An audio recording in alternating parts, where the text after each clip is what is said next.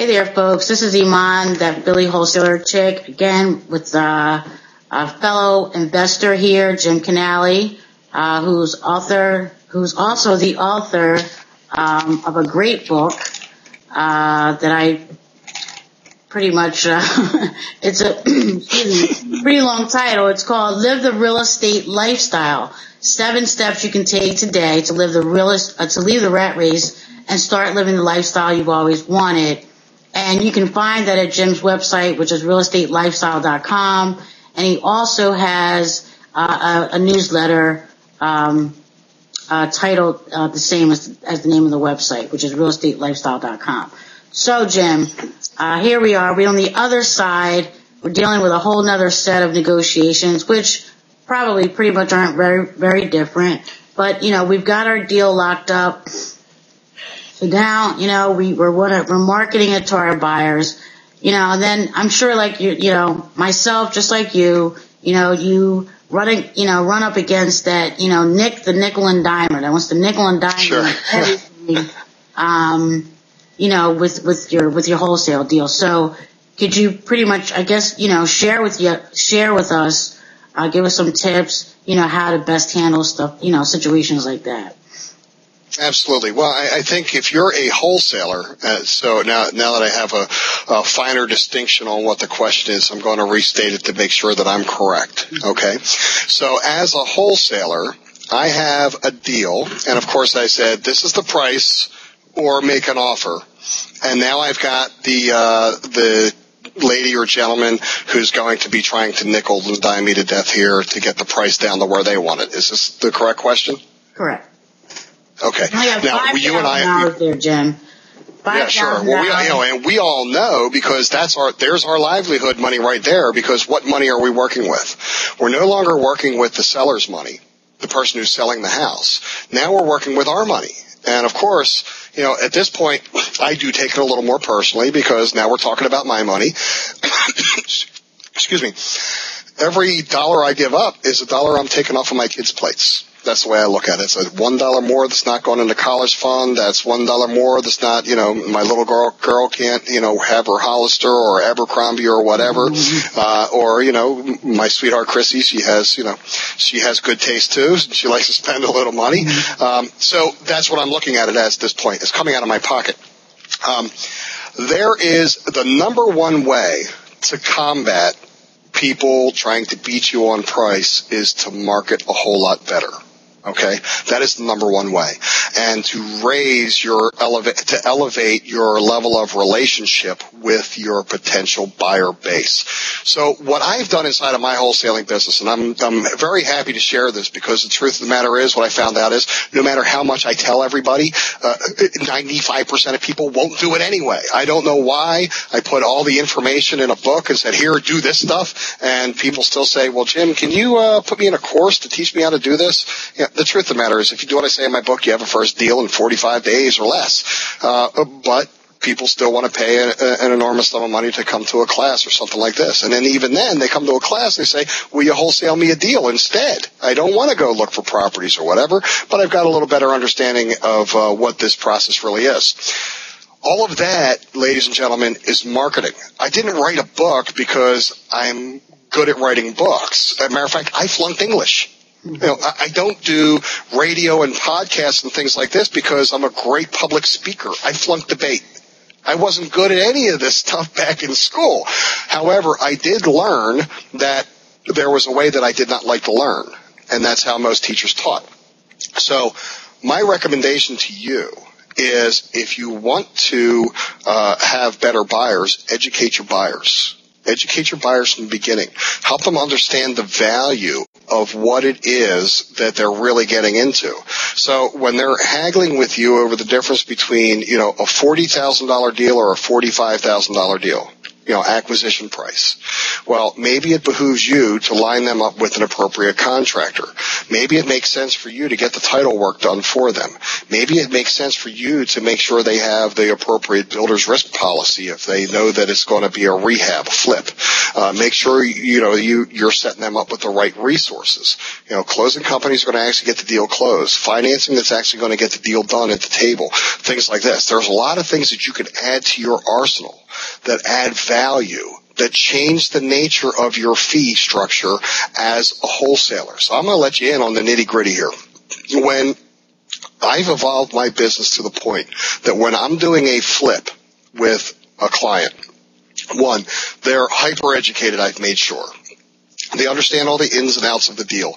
They understand I've created a video training so they understand my buy low, sell low process. Matter of fact, they even get a DVD that shows them here's how I walk through the houses and estimate the repairs and the deals. And by the way, here's my contractor and this is our management process and this is our project management contract and all of this type of stuff. Matter of fact, you can get all this stuff. You can feel free to use all this stuff. You can copy it verbatim for all I care. Go to realestatelifestyle.com/secret. And you can access the book, the DVD, and the buy low, sell low video. Bang. And I think it costs like $27 or $37 or some ridiculous amount of money.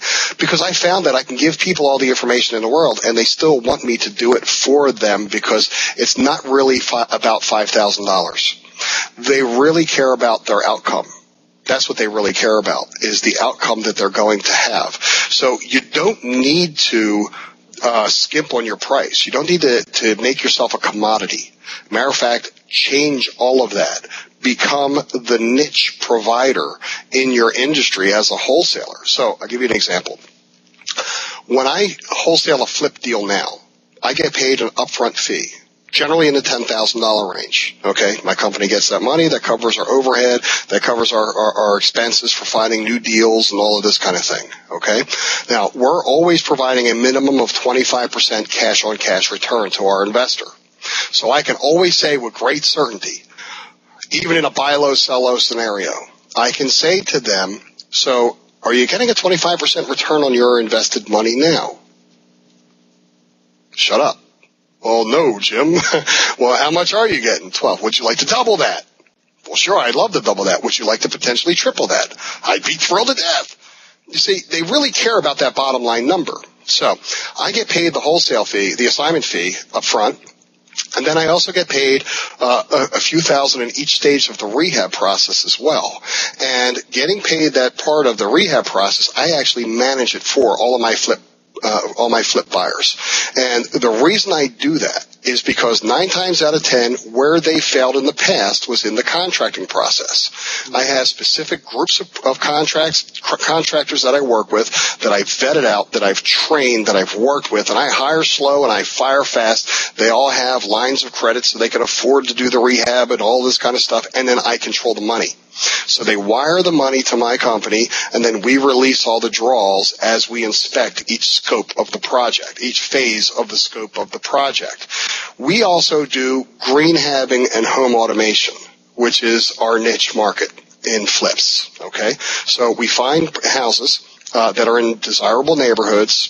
We're namely right now working Fishtown, Newbold, South Philly, those type of areas. And the reason we're doing that is because we have a higher end clientele. They're looking to buy in the $180,000 to $250,000 range. Okay, they're into all that cool center city chic, but they can't afford it. So I give it to them by giving it to them in a different house. Now, I also only work with real estate agents that are able to sell that house. The benefits of green, the benefits of low carbon footprint, the benefits of having lower energy bills, understanding what closed cell insulation is, understanding what white SBC rubber roofing is, and reflective value and all of this kind of stuff. We use thermal imagery and all of this kind of stuff when we're selling a project. And we're also getting each property EcoVise certified. So there is a company that does our green certifications for us. We have a lead certified as Dow Chemicals, the highest level of engineer status that you can gain in the green industry. We bring him along and we pay him as a consultant to guide us through the entire process. It's included in the costs. Okay, so the rehab is done to the top level green standards that we possibly can. And now we add a home automation package in there as well, where you can drive up to your house, unlock the door. This is from your iPhone. You're able to unlock the door of your house. You're able to set the thermostat, turn the air conditioning on. You're able to turn on the lights outside and inside so that you can walk into your house with your bag full of groceries, no problem.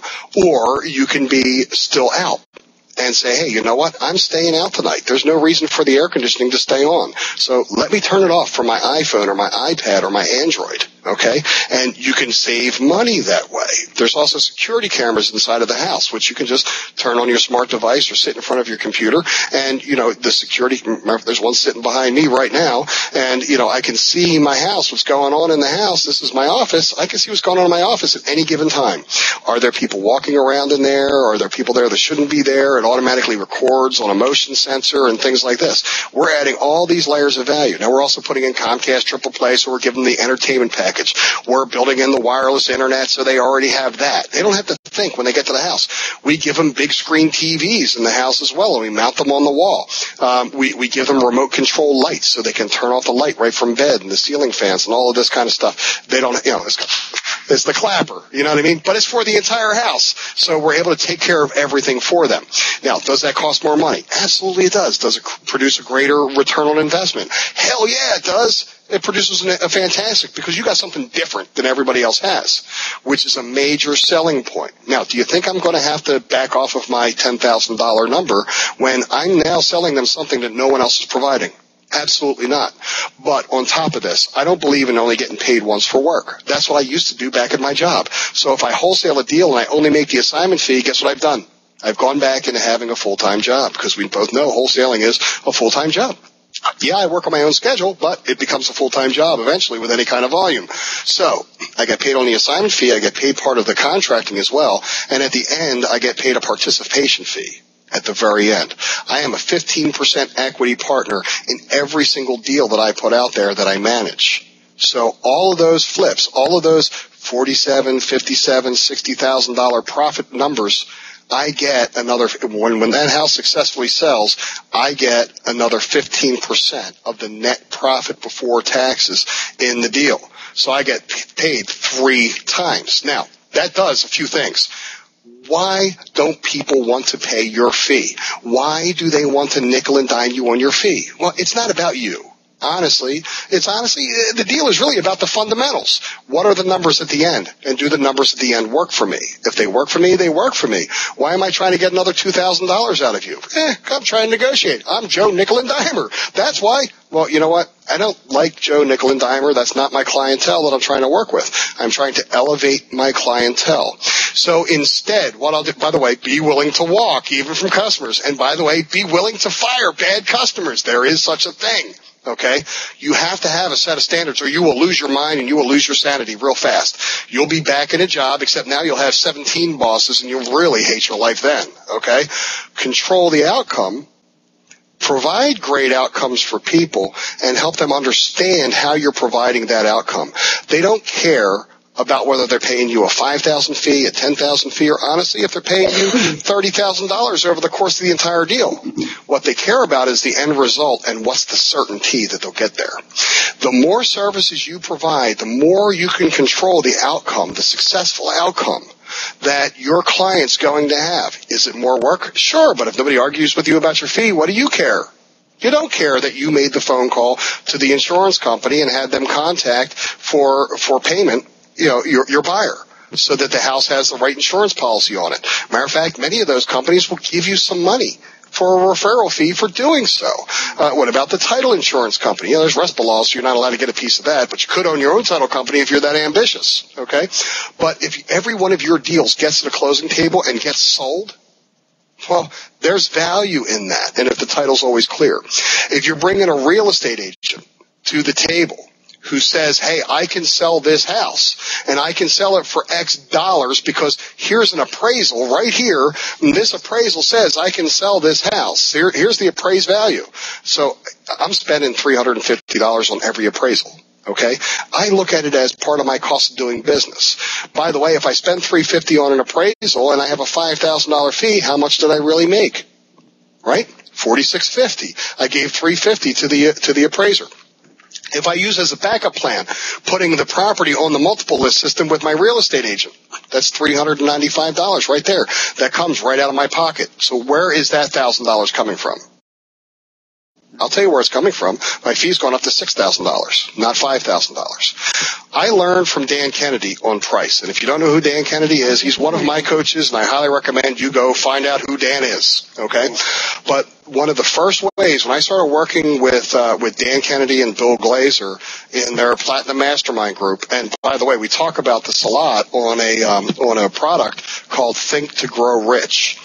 One of the first lessons which you could find that frequently posted on my Facebook as an eBay auction or something like that, or realestatelifestyle.com / I think it's TTGR, Think to Grow Rich. You get a lot of concepts and ideas on pricing and how it works.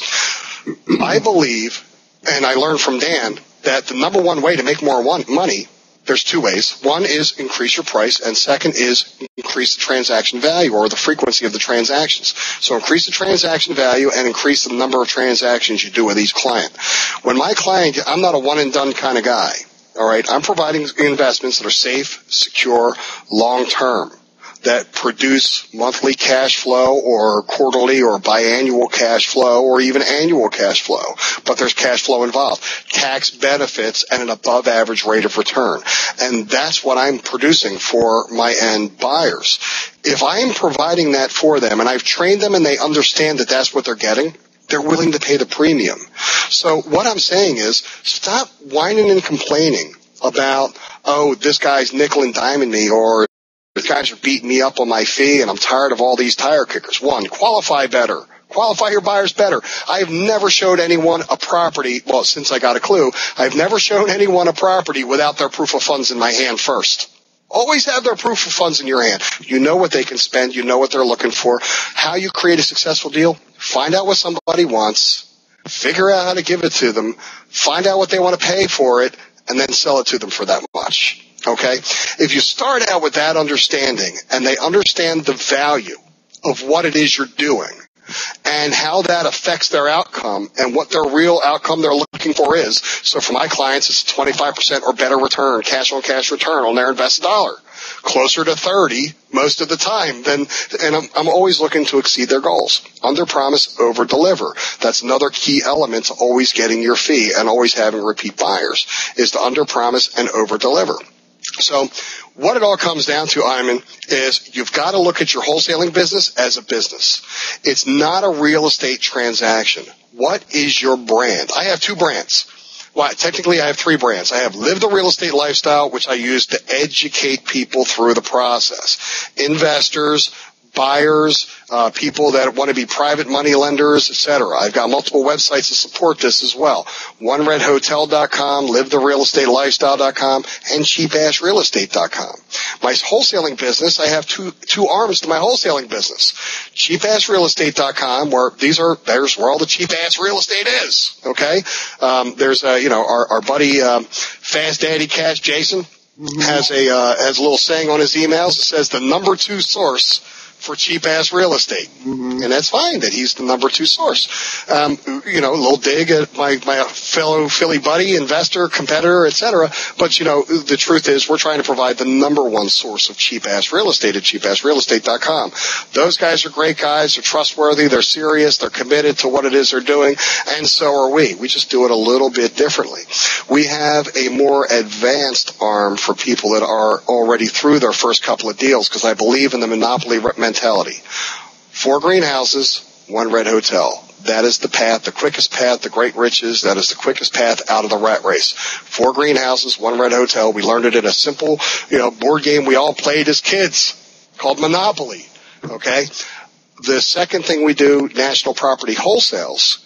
That division of my wholesaling company is designed to provide those fixed rates of return, for private lenders, as well as to provide more upscale investments. So whether they're multi-unit apartment buildings or they're these smart green homes that we were just talking about that people can bang out 3 or 4 of these bad boys a year, making $30,000, $40,000 each time, would another $120,000 to $150,000 on $115,000 of invested money, would that be a good enough return for you this year? Would you be willing to make 100% on your money in a year? Would you be willing to do it again next year if we did it successfully this year? Do you mind what my fee is? You don't really care. You really care about the outcome. When you leave people to their own devices and say, okay, here's the deal, now I'm gone, well, they have their own fear factor. There's all the stuff that they can screw up. They can get it wrong on the contracting, so they got to put fudge factor in there. They can get it wrong on their closing costs, so they got to put their fudge factor in there. And by the way, they over budget for all this stuff. Okay, their budgeting is unrealistic. They come up with their own profit number. They say, well, can I make $42,000? I think I'd rather make $47,000. Whose pocket does it come out of? Iman, I need you to lower your fee. No way, man. No way. Provide those extra services for them. Give them the peace of mind, because it's really what your client's looking for. Other people, there is a group of wholesalers that should work with, the do-it-yourselfers, the cheap guys that don't want to spend much money, et cetera, et cetera. But look, if you're my friend, if you're Iman's friend, our recommendation to you is, hey, don't be that person, okay? Let other people be that person, and you be the one that works for fee, that makes great money as a wholesaler, and does it honorably, does it ethically, and does it responsibly, and provides a great outcome. If you do that, you will always, always get your money. That's simple. All right. Well, I know there's, probably some new people or not so new people who may be watching this, Jim, who may have glazed over with all that, who may not be as sophisticated as you and I, when it comes to doing what we do. So, because, you're going to have people that are going to nickel and dime you. So, what's your answer for those people, the short answer of, how to deal with that, who may just be starting out or who maybe done a couple deals and, and really don't know how to best handle that situation in terms of that. It's the same line of questioning. It's the same process of negotiation. It's getting down to what do people really want. So if someone's telling you, listen, I can buy your deal at $45,000, but I can't buy it at $47,000. That's $3,000 that is separating you, which, by the way, that $3,000 is your profit. So you have to find out what their real objection is. Well, gee whiz, Bob, why does this deal work at 45 but not at 47 for you? Could you please tell me? Shut up. Let me answer the question. Well, because I want to take my family to the freaking Bahamas, and I want to take it out of your pocket. That's why, and I'm going to get it out of this deal. So basically, you're just looking for a little more profit margin in the deal. Is that correct, Bob?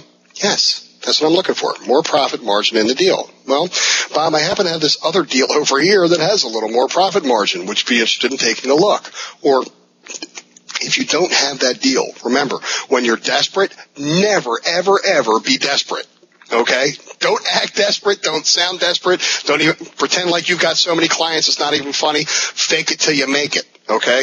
Absolutely true. On my book, at the bottom it says Jim Canale. I don't know if you can see it. It says America's Real Estate Cash Flow Expert. Nobody dropped down from the heavens and waved their magic wand and deigned me that title and said, congratulations, you are America's Real Estate Cash Flow Expert. No, I said I was. Okay? And to date, no one has decided to challenge me on that. So it's been, a good 7-8 years. No one's decided to challenge me on it. That's what it is. By the way, I didn't have a single potential buyer for a book that I was writing when I was writing a book. Okay? I didn't have any single person lined up wanting to take a class or something like this when I decided to teach classes. And there's been many times when I've gotten into a deal and I didn't have a potential buyer lined up to be involved in that deal. Does that make me desperate? Well, it makes me a little bit, I'm willing to take a risk, okay, a calculated risk. If you've got a good deal, you've got a good deal. So getting more specific because I know I'm driving Iman nuts with my long-winded answers here, okay? The more specific answer is you do exactly the same thing you do with a motivated seller. Bob, what's your real reason? Mm-hmm. My real reason to pay you $45 instead of $47 or $48,000 is I want to make more money. Okay, great. Well, Bob, if I can get this other contractor in here and they can do it for $3,000 less, that goes directly in your pocket. Does that work for you? Yes or no? Okay, shut up and wait for an answer. Hey, by the way, if I can get the real estate agent to go from 5% or 6% down to 4.5%, does that work for you? Yes, it does. Do they really care where they're getting the profit money from? Your pocket or someone else's pocket? They don't care. They don't care. So you get back in there with the contractor and you say, hey, listen, man, we got to make this scope of work, but how do we have to modify it without cutting corners so we can deliver the same great product, so we can have the same outcome?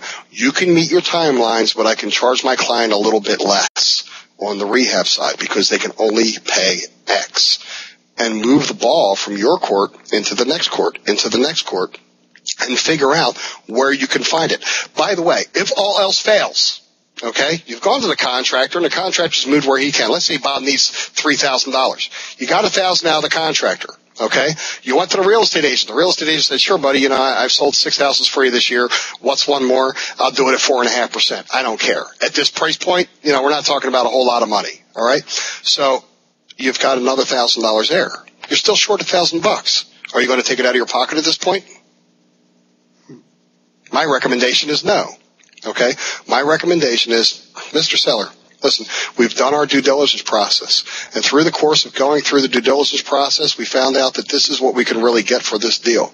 We found out that this is what our rehab's really going to cost, and we found out these are what our real expenses are and what our holding costs are. Given that scenario, we need to move on this price by about $1,000. Can you help us out? Can you get us to $1,000 less on this purchase price? Because if you can, I can get this thing to the closing table in the next week or two.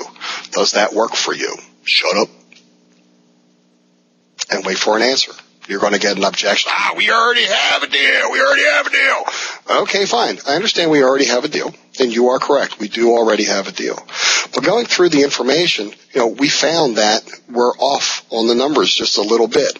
And really, the other $1,000 here is really one of the things that's going to make or break this deal for me. Okay?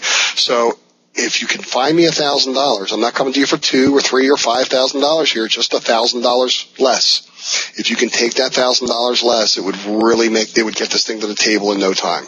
Else, if I have to, I'm willing to walk away from my deposit money if I have to. If you have any in it at all, more than $100, you really shouldn't, okay? So you make $100, but you start the process over again. What is the time worth to you? So I think I have the ability to create a win-win situation here. A win for you, a win for me, as well as a win for another investor. And in order to get this deal financed, I really need to be $1,000 less here. Can you help me make that happen? And come at it as you guys are approaching it as a team. And when you do that, you found $1,000 from a contractor, $1,000 from the real estate agent, you found $1,000 from the contractor. Guess what? You've got your $3,000. So is Bob satisfied with his outcome at that point? You found the $3,000. Or if you can only find $2,000 of it, don't be shy, by the way, going back to a seller. Don't ever be shy to go back to a seller and ask for a bigger discount. I do it frequently. There's been many times when I frustrated the hell out of my commercial real estate agent because, a 24 unit or a 48 unit apartment complex is listed at a certain price. And I say, don't think, just put it under contract. He puts it under contract at the asking price. Now we have a longer due diligence period in the commercial world, okay, in apartment complexes. But we get in there and we commit with some money. We put some money on the table, we go hard, and then we're getting our appraisal done, and we're finding out what the real cap rate is, and we're finding out, what's the real vacancy and occupancy and things like that. We always, within the first 10 days, are going back to the seller to negotiate the first discount. We will go to them 3 times to negotiate the price after it's been under contract, and the price always goes down once, twice, 3 times. The third time is typically not quite as much as what we want. However, we've already had 2 times. You have to understand, the seller is already emotionally invested. Once you've said, yes, I'll buy it, they're emotionally invested as far as they're concerned. They're just counting down the days. They're marking them off on the calendar saying, I'm going to be out of this problem soon. They're motivated. Don't forget that. So be a socially conscious capitalist. You're not out to step on everybody's toes. You're not out to break necks and things like this. You're not, Joey Hardwood from the hood trying to, break kneecaps and stuff like this to get money. All right. That's not what your thing is, yo. Okay? What you're really trying to do here is create that win-win situation. If you can't win in the deal, it's not win-win, guys. It's really that simple. So you and your family have to be taken care of in the process. After all, that's why you do this. Don't take your eyes off of that. Don't say, well, I'll give it up this time, and then maybe next time I'll do better, because you'll never do better next time. Once that person knows that you'll bend, you'll always be bending every single time. Instead, look for a more creative solution to the problem. And that's my answer to the question, my real answer. Yeah, because I have, been in situations like that, where, I've had offers come in on a property that were lower than what I was marketing it for, and I've had to then backtrack and go back to the seller and, ask them to come down on their price. No, it's not, that's just the reality of doing what we do. You're going to face it, but in order to get the deal done, you gotta be you have to be willing to be uncomfortable sometimes, Absolutely. doing some uncomfortable things to get the deal done. So essentially, with that, what I'm saying. The truth is, it's really uncomfortable the first couple of times you have to do it. Mm-hmm. And then you realize, well, it's in the nature of what it is we do. Mm-hmm. As long as you're negotiating deals, understand what you're doing. You're negotiating deals. Negotiating deals means there has to be an open dialogue and good communication. So you're always going to be going back and forth. I remember a time when I was scared to death to go to a contractor and say, hey, listen, I can't pay this much for the rehab. Instead, I would commit to that amount of rehab and overpay and lose money myself. There were deals that I did in the very beginning where the only person that made money was the contractor, and I didn't make any money. And like, why am I doing this? Why am I even in this business? I'm a knucklehead. And then I decided, what's less painful than losing money? Talking to the contractor about the scope of work. It's less painful. Mm. Talking to the seller about lowering the price. That's less painful. So you've got to put it in perspective. And I know it's difficult for many of us to do, to say, hey, it really takes a lot of, guts and balls to go to a seller and say, after you've already committed to a price, to ask them to lower the price. You know what? It's just part of what it is we do. And yes, it takes some heart, it takes some guts to do so. But you've got to look at the bigger picture. Which hurts more? Going there and asking for it, mm-hmm. or not asking, okay? Yeah. In all negotiations, it's very true. If you don't ask, you don't get. By the way, going back to that original negotiation on the house, okay, that we're selling in Fishtown for $163 and 3% seller assist. When they said $161, they said it was their final offer, okay? When we went back at $163, we ignored that they said it was their final offer. Instead, we said there's a $10 a month difference in your monthly payment. If they would have said, oh, you know what? Screw you guys. We're not buying this house now because you want us to pay $2,000 more for the house or $10 more a month. Well, then, quite frankly, what we would have done is we would have said, okay, you can have it for $161. Don't ask, don't get. If you don't try things, you'll never know. So you have to be willing to try things. You have to be willing to step out of your comfort zone. And the longer you stay outside of that comfort zone, the more it will become in your comfort zone. And that's real talk. That's real stuff right there. Right, exactly. Awesome. So to wrap things up, Jim, I already know, like you said at the outset of the interview, that I guess pretty much what has separated you from a whole lot of other folks when it comes to wholesaling, because you're adding some additional value, a lot of value on the back end of things, and everybody is not in a position to offer that kind of value. So what would you say would be, in addition to that, what would be your best piece of advice in terms of how to I guess pretty much get what you want when you're marketing your deals to your cash buyer? Okay. Well, first, make sure that you vetted out who your buyer is, that you understand who your buyer is, what kind of return that they're looking for. Okay. Also have their proof of funds. I highly recommend this because before I did that, I was constantly dealing with, I had 7 people wanted to buy every property. However, it turned out that 7 people were just looking for an education on a Saturday. And I was giving up every Saturday, walking people through houses that couldn't possibly buy them. So make sure you can do that right now, by the way. You also can do some simple things like add a little bit of range to your service other than just flipping a contract. You can flip it with the title company in place. You can flip it with an actual contractor's repair estimate. Okay? And I encourage you not to be having contractors do that before the property's under contract. But if you make it easier for your buyer to buy from you, they will not only buy from you for more money, they will buy from you more frequently. But you've got to have them qualified first. And then once you have them qualified and you know what they can buy for, what they can pay, and you know here's how liquid their funds are, you know what deals to be putting in front of which people. If you're using any type of contact management software, and I know Infusionsoft is expensive, however, that's what I use. Aweber, Constant Contact, iContact, MailChimp, there's lots of them out there that are very inexpensive. Segment your list. Break it down into different groups. And I know you're going to have to do this. I did it manually on a piece of paper at first, and then I got sophisticated, typed it in an Excel spreadsheet, and then I got more sophisticated. I imported it into something that I could use. As I was making more money, I continued to reinvest in the business and say, okay, hey, the computer could use a laptop. I'm tired of trying to do this on a piece of paper all the time. The computer could use an internet connection. The company could use, in other words, reinvest your money into your business, and also reinvest it into your education so that you have more tools in your arsenal and your disposal. Also, keep doing stuff like this. I know you just invested some time in paying attention to what it is we're talking about today. And for some of you, some of this might have gone right out the window over your head.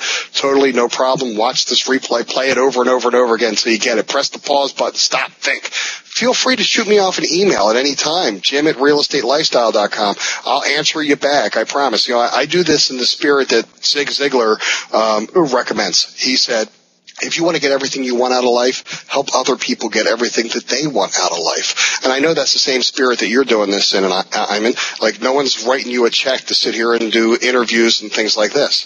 However, you want to give back, and, I found your site quite a while back before I ever knew who you were. And I'm not sure who sent who a friend request on Facebook, but, I saw Real Estate Wholesaling Explained. I was just playing in front of Google one day about, trying to get other ideas about what other wholesalers are doing too. And I saw your site, and I saw that you were giving away great information, and you were telling people how it is and all of this, and you were doing it totally for fun, not for profit, and you were explaining your journey in getting started and going through this process. And, I sometimes envy you because I get my Facebook news feed and I see you're in my news feed like 17 times in the course of a day. And I'm like, wow, look at Iman go, man. She's really kicking ass and taking names out there, and she's involved in everything. Man, I wish I were that motivated to get off my ass and do stuff like that. And you know what? Maybe I'm a little less motivated than I should be sometimes, but you encourage me to kind of get off my ass and do it a little more. So I thank you for that. And I think the resources that you're providing people are absolutely fantastic. And that's why I'm doing this as well, because I want other people to understand there is a way out, man. If you are sick and tired of beating your head up against a cubicle wall, believe me, look, I got the scars to prove it. You don't have to beat your head up against a cubicle wall. There is a way out, and if Iman and I can do it, you most certainly can do it as well. There's lots of free resources out there.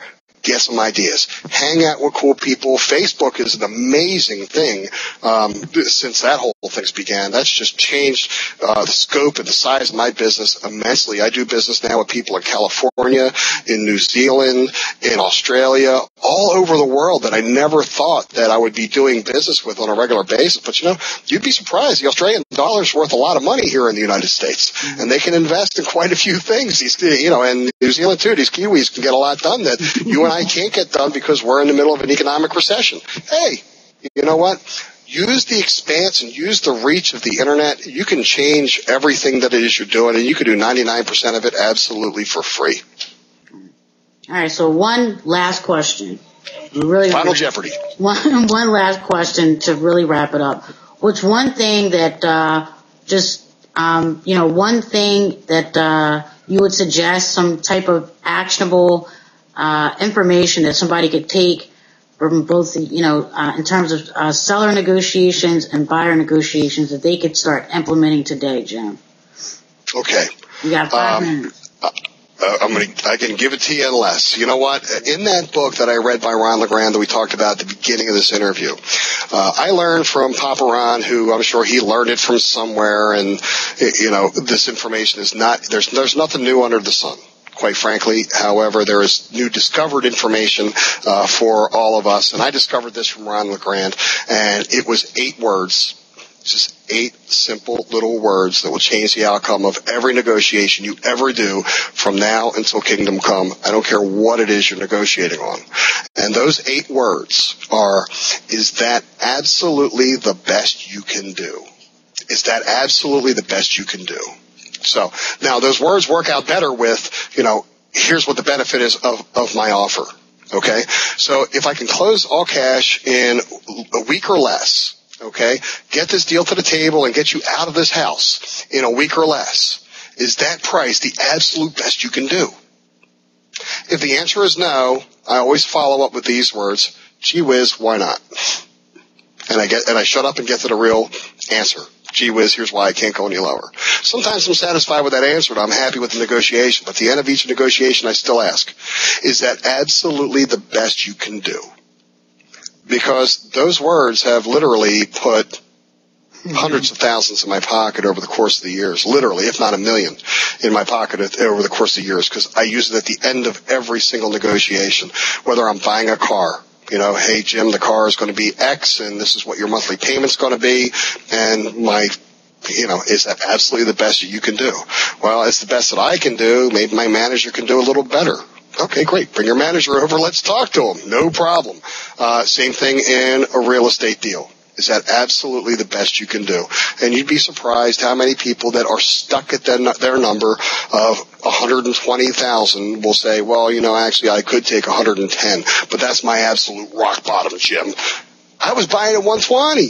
So at 110, I just made $10,000 by using 8 simple words. You can implement that this minute now. In your very next call, in your very next face-to-face, you can implement what I learned from Papa Ron way back when, and I highly recommend Ron LeGrand stuff too. He gives away a ton of stuff. RonLeGrand.com. You can get that information, but that's what he said in that book way back when. So over 15 years ago, I read that, and I've been using it ever since in every facet of my life, even when it comes to my kids doing the dishes. Okay? They'll do the dishes after dinner, they'll wipe off the table, they'll do the stuff in the sink, et cetera, and I'll take a look at their work and I'll say, is that absolutely the best you can do? Well, I could get the table a little cleaner, or I could actually rinse out the sink and run the garbage disposal. You can always get a little more than you think you can, if you believe you can, and you ask a simple question. So that's my recommendation for immediate implementation. Ask questions, shut up. And I keep making this line here. I keep doing this. I had this sales coach from Pittsburgh, and we won't talk about the Penguins, but the Flyers are going to take them and sweep. So just mention the Flyers are going to Stanley Cup this year. But go Flyers. This guy, the sales guy from Pittsburgh, he worked for IBM, and he was their number 1 salesman for like 100 years. I hired him to train my own salespeople and to train my sales force in my tech company.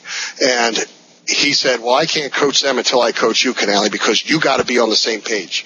If you're not on the same page, I could tell those guys anything. They'll see me as dad, and they'll go running to mama, me, and get over. So I got to get you straight first, Canale. So he went out on every sales call that I went to, and what he constantly told me was, you got a problem, Canale. You want to know what your problem is? You run your mouth too much. Now, that served me later on in life, the ability of being able to rub my mouth a little more, but he taught me that in sales and negotiations, you ask a question and he would do this. Shut up, Canale. Shut up. And he had to do it by hand signal because he would go to my sales calls with me. He'd sit on the same side of the desk as the person I was talking to. So he could do his hand signal so I would know when to shut up. So, and I see you're doing it now, so I'll go ahead and I'll shut up now. No. But I really think, Jim, if nothing else, if those 8 words definitely, and I mean that in all sincerity, that if you didn't get anything else, you know what I mean, out of these 2 interviews, then remember that, you know what I mean, because I think that's very powerful. Because in listening to you say that, you know, of course, always, even as an adult, I mean, I'll be 44 years old in a couple of weeks, that if someone said to me, is that the absolute best you can do? Of course you think, I mean, you know, you're a good person. Well, is that really the absolute best I can do? Let me see if I can do better. So, you know, it's just human nature, I think. It is. That, you know, we want to do better. You know what I'm saying? So. Yeah, we want to make people happy. Exactly. We want to, ultimately, that's what it is. We want to make people happy. So I really, truly appreciate you taking the time out, Jim. This has definitely been enjoyable for me. I've learned a lot. I know that I'm definitely going to go back and listen to the interview, both interviews in their entirety, because I couldn't, you know, take notes. So I now have the opportunity to do that. But before we go, again, I want to share with you, again, Jim's book. I'm going to let Jim tell you what it is, and then I'll tell you where to go to get it. So, Jim, you tell him what the name of the book is. Okay, no problem. The only reason I remember the first time I said it on radio, on WWDB radio. I actually had the book in front of me, and I still got the title wrong because it's a long subtitle. And the book's called "Live the Real Estate Lifestyle: 7 Steps You Can Take Today to Leave the Rat Race and Start Living the Lifestyle You've Always Wanted." And the reason I call it that is because I really, you know, wanted to help people understand you can leave the rat race, and with a simple plan and a simple strategy.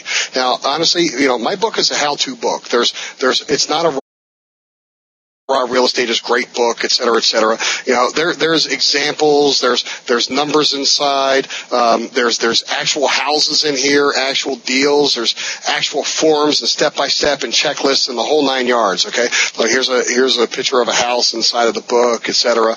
But I also wrote it in big font. You know, 12-point font. I wrote it at a 5th grade reading level because, quite frankly, I'm a C student. So I wanted a simple book to be out there. Truth is, I didn't invent anything that's inside of this book. What I did do was I just consolidated everything I was doing down to 7 simple steps that I could follow and repeat. I may not have much hair, but I get the concept of shampoo. It's lather, rinse, repeat, and works every time. Lather, rinse, repeat. You have a clean head and clean hair. Clean head for me, clean hair for you. Okay, and that's how it works. So that's what I put inside of the book, a simple 7-step process. You can get a copy of this. I also have a DVD, How to Estimate Repairs Like a Pro in 7 minutes or less, because I know that's a big challenge for many of us, and it was the thing that I always thought I was getting wrong. There's a part of my website that I continually update, and there's a link inside of the book, and there's also a link inside of the DVD that will tell you where to go get all the forms and all the stuff that I use to run my real estate investing business, including, you know, contractor contracts and a wholesaling contract, private lender contracts. Not, you know, I'm not going to give you the 900 contract package that's going to scare the pants off you and never use any of it. I'm going to give you the 8 things you really need, though. Okay? You can get all of that at realestatelifestyle.com/secret.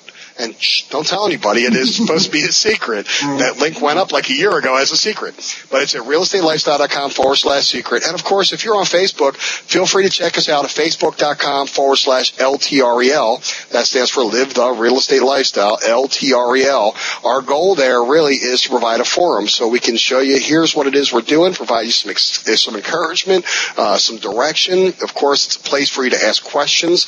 I love email. Feel free to shoot me an email off anytime. I'll answer you back in a day or so, if not sooner, and I'll do it personally, not some call center in Michigan or in Florida or Coral Springs or Utah or something like that. You know, your Rich Dad consultant will be me. I'll help you out. Jim at realestatelifestyle.com. Happy to help you with anything. We do free coaching calls on Tuesday for our gold members. Sign up for that. Doesn't cost you a dime. There's a ton of information. And honestly, we are doing this in the vein of helping you to get what you want because it helps us get what we want to. So there is an altruistic side. It's a socially conscious capitalism. The book is available again, realestatelifestyle.com/secret. You'll find a whole bunch of stuff there where you can get started right. If you're already started, get a system that's going to work even better for you. Add a few new tricks to your bag of tricks, a couple of new tools and some new ideas. So if anything, or if nothing at all, you'll at least expand your context on how you look at real estate investing, and you'll do a whole lot better at it. I really appreciate you having me do this here with you guys today. Thank you, John. I appreciate it too. Awesome. And all of that information you can find at Jim's website. Again, is realestatelifestyle.com. And actually, Jim has some great podcasts on there too as well. So it's been awesome. And as I was sitting here listening to you, I said, wow, all this time, I said, well, you actually sound like Dan Kennedy too, you do. Well, the old man's been rubbing off on me. He's just a little more crotchety than I am. I love Dan Kennedy. So this has been great. Me too. Again, remember what Jim said, if you take nothing else from this video, from these 2 interviews, is that the absolute best you can do. And if they say yeah, then why is that? Why not? Why? Or if they tell you they can't, then why not? So anyway. Gee whiz, why not? Put it down. So again, it's been awesome. Again, visit realestateWholesalingExplained.com, realestateWholesalingExplained.com, where you will find the truth, the whole truth, and nothing but the truth. I swear. So, as my friend Sharon likes to say. So that's it, folks. I'll see you guys in the next video. Take care. Thanks a lot.